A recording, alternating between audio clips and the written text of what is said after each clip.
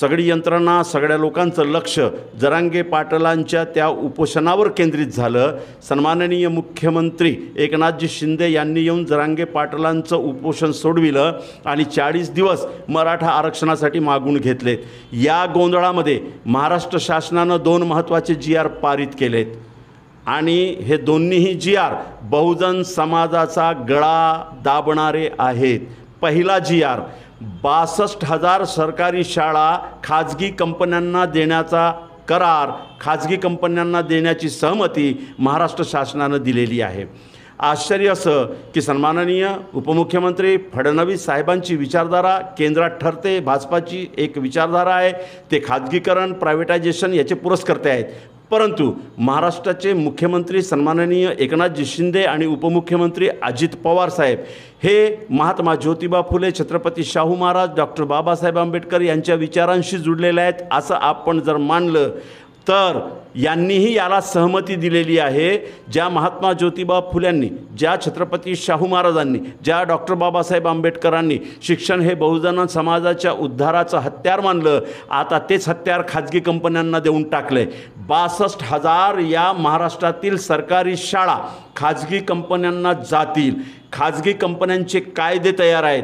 या कायद्यानुसार एकदा खाजगी कंपनी शाळा चालवायला जर घेतली तर त्यामध्ये महाराष्ट्र शासनाच्या शिक्षण विभागाचे किंवा नोकरी भरतीचे नियम लागू होत नाही, तिथं आरक्षण लागू होत नाही, तिथं रोस्टर लागू होत नाही आणि खाजगी कंपन्या ज्या शाळा चालवत असतील त्यांचे नियम तयार करण्याची मुभा त्यांना आहे आणि ते जे नियम करतील त्याच्यात महाराष्ट्र शासनाला किंवा शासनाला हस्तक्षेप करता येत नाही। मग पगार किती असेल ते ठरवतील, कंत्राटी पद्धतीनं शिक्षक भरती करतील, त्या कंत्राटाची मुदत 5 वर्ष, 2 वर्ष, 3 वर्ष, 10 वर्ष जे काही असेल ते ठरवण्याची जबाबदारी कंपनीची। यात शासनाला हस्तक्षेप करता येत नाही।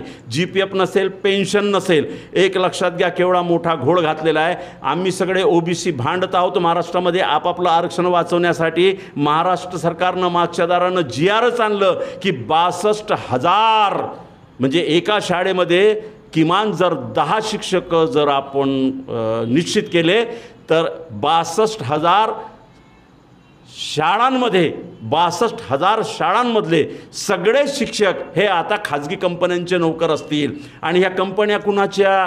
या कंपन्या आमदारांच्या, खासदारांच्या। यांनी आधीच या कंपन्या रजिस्टर्ड करून ठेवलेल्या आहे। आम्ही गुंतलो होतो मराठ्यातर आंदोलनामध्ये आरक्षण मिळावं की न मिळावं याच्यासाठी आणि यांनी हा कायदा पारित करून टाकला, हा GR पारित करून टाकला। जे कंपन्या आहेत या कंपन्या शासनाच्या 62,000 शाळा दत्तक घेणार आहे। म्हणजे काय करणार आहेत?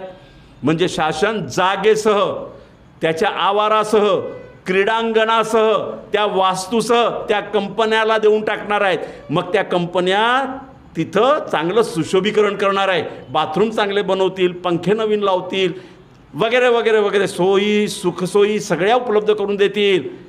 मग प्रवेश फी ठरवण्याची जबाबदारी कोणाची? प्रवेश फी ठरविण्याची जबाबदारी कंपनीची। कंपनी ठरवेल त्या प्रवेशामध्ये, त्या प्रवेश फीमध्ये बहुजन समाजाच्या पोराला किंवा कोणालाही प्रवेश घ्यावा लागेल आणि कोणत्याही कोर्टामध्ये दाद मागता येणार नाही कंपनीच्या त्या कायद्याच्या विरोधात। मित्रांनो, केवढा मोठा घोड आणि केवढा मोठा गळा दाबण्याचं हा GR आहे हे लक्षात घ्या। आणि दुसरा महत्त्वाचा GR ज्यामध्ये दुसऱ्यांदा आरक्षण संपुष्टात आणले तो म्हणजे या महाराष्ट्रातील 85 संवर्गातील सगळी पदे खाजगी कंपन्यांच्या माध्यमातून भरण्याचा दुसरा GR महाराष्ट्र शासनानं पारित करून घेतला आहे। या 85 संवर्गातील उपसंवर्ग 138 आहेत।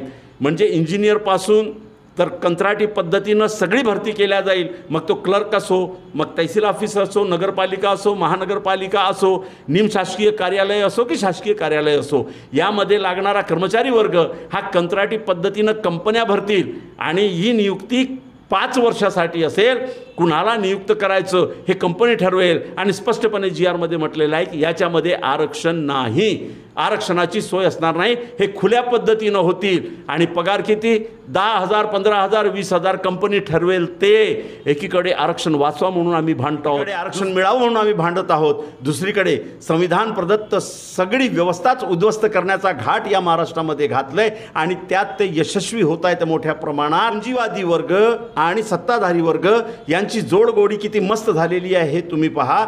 200 वर्ष या भारतावर इंग्रजांनी कंपनीच्या माध्यमातून, कंपनी राजच्या माध्यमातून राज्य केलं आहे.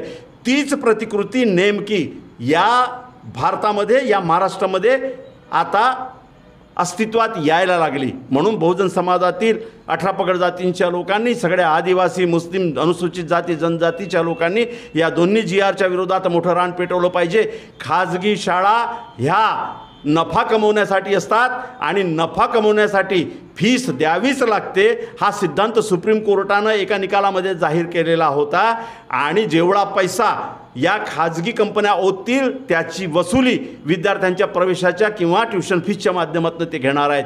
आरक्षण संपलं, शिक्षण क्षेत्रातून आरक्षण संपलं, 85 संवर्गातील आरक्षण संपले. आता याच्या विरोधात सगळ्या बहुजन समाजाने महात्मा ज्योतिबा फुले, छत्रपती शाहू महाराज, डॉक्टर बाबासाहेब आंबेडकरांच्या नावानं आरोळी ठोकत जन आंदोलन उभं करणं हाच एकमेव मार्ग आहे.